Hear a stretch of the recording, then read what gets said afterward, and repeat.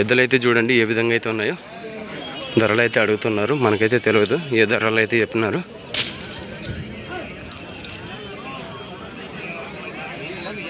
చూస్తున్నారు కదా ఏ విధంగా అయితే ఉన్నాయో. చూసుకోవచ్చు, కాళ్ళు చేతులు అన్ని రకాలుగా అయితే బాగానే ఉన్నాయి. సైజులు మీడియం సైజులు, కానీ మట్టలు అయితే ఉన్నాయి.